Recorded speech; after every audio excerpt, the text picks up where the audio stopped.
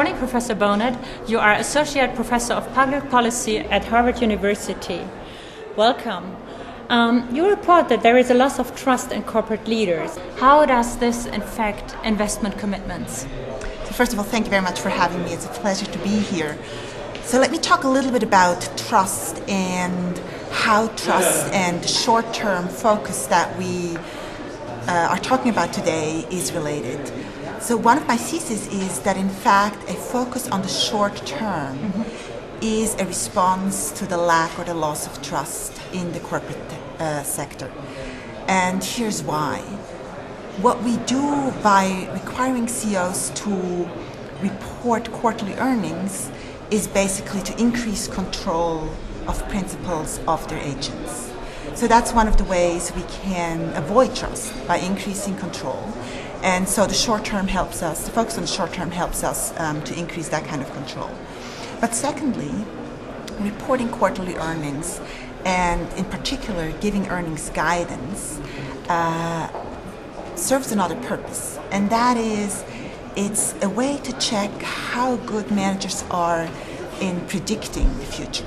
So trust really becomes much more about predictability than about what we normally mean when we talk about trust. Predictability of the manager or of the forecast or of his ability to predict? That's exactly right. So the manager's ability to predict his or her own company's future.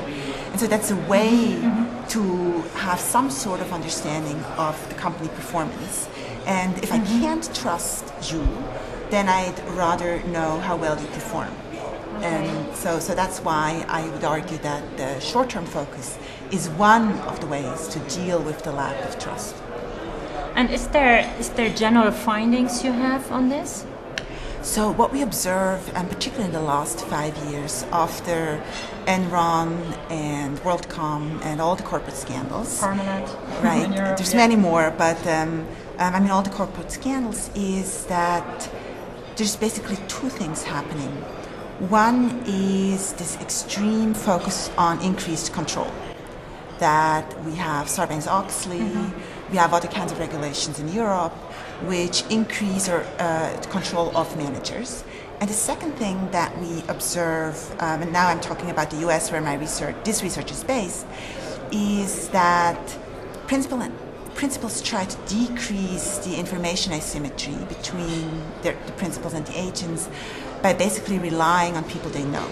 So even though we are in the age of globalization, international, everything's international, what we now see is kind of a revival of friendships, of networks, of only trusting people who we know, only having your friends on your board, only doing business with companies or people who you know, to again decrease the problem of trust. So these are kind of the two things that we see happening empirically as well. And isn't legislation going against this? Isn't legislation? Which legislation? Well, I thought, like having your friends on the board, right. This is something that is highly unpopular. Certainly right now, topical issue, particularly in Switzerland. Yes, so clearly there's lots of issues like insider information that we have to be concerned about. But it's one way to deal with the lack of trust. Because if I know the people I'm dealing with, if there are many connections I have with the people I'm dealing with, I can more easily trust them. I'm not saying this is a good development. I'm just describing that that's happening right now empirically, because there's this general feeling that we cannot trust our corporate leaders anymore. But at the same time, one of your lessons is that agents and principals' rationality should be increased. And this is a more left brain issue as opposed to trust, which is probably more emotional factor. How does this relate? How does this come together? So there's two things I discuss in my talk. One is that trust is about creating the right incentives. So I'm not going to talk about creating the right incentives. So I won't talk about that.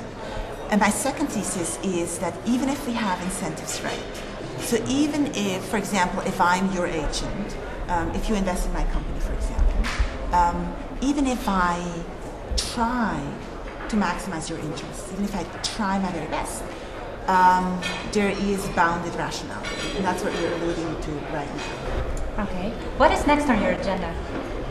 Next on my agenda, in fact, is the Middle East. Middle East? Yes. Really? I have been working in the Middle East for the past 2 years, trying to understand what trust means in Saudi Arabia, in Dubai, the United Arab Emirates, Kuwait, Oman. Amazing. And so I'm doing some cross-cultural research comparing the Middle East with Western countries.